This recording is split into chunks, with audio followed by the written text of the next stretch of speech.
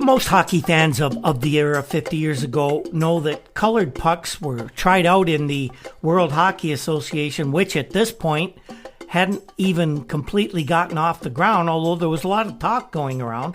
But a lot of fans don't know that the idea of colored hockey pucks was not a novel idea of the rival league, although they did sort of take credit for it.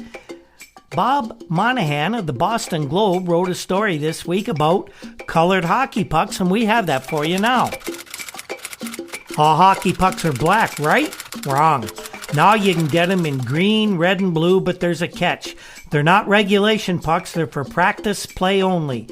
Boston University freshman hockey coach Bob Corker has developed these practice pucks, all regulation size, 3 inches by 1, but they're different weights, and each is 100% vulcanized rubber.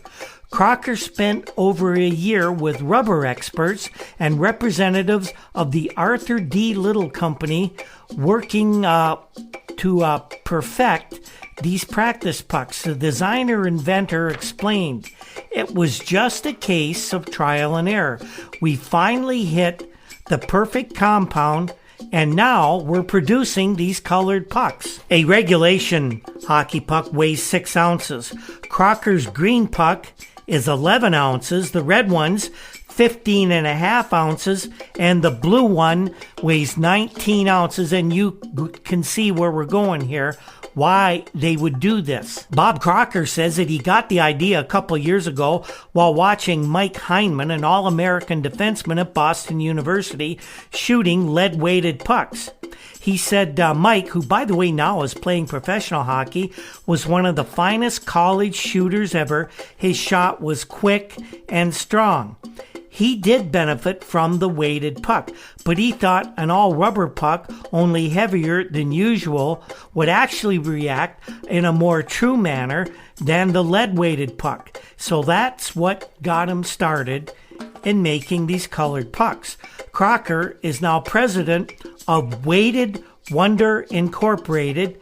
He says these pucks can be used in practice from the pee-wee age right up to the professionals. Here's Bob's thinking on how these pucks would be used. He gives this example. You have 2 defensemen pass 2 weighted pucks back and forth from point to point for 5 or 10 minutes. Then you give them a regulation puck and they feel like they're handling a toy. An all rubber weighted puck will go where you pass it or shoot it. It will bounce just like a regulation puck. It will follow a truer course than one of the lead weighted jobs. These new pucks will sharpen a player's shooting, passing, and his overall puck control.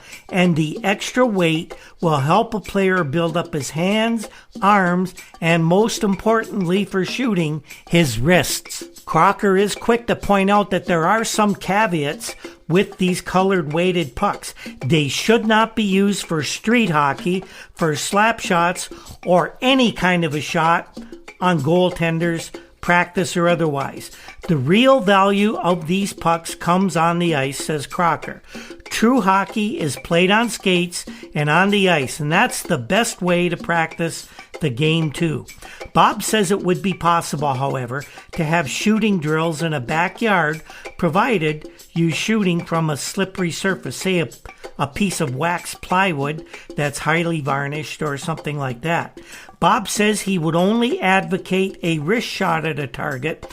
No one should attempt a slap shot with any type of weighted puck. Crocker believes that a player should take about 100 shots a day with a weighted puck. After that, you feel as though you can thread a needle with a regulation puck. Varsity hockey coaches Barry Urbanski of Salem State, Bill Riley of Lowell Tech, Richie Green of Colby and West Point, freshman coach Dick Toomey already have ordered pucks from Crocker, and a youth hockey league in, of all places, Los Angeles, California, has put in an order for 6 dozen of the pucks. So, hockey fans, you don't think you're going to colorblind if you see green, red, and blue pucks at various rinks this fall and winter. They're just players working on their puck control, their passing, and, of course, their shots.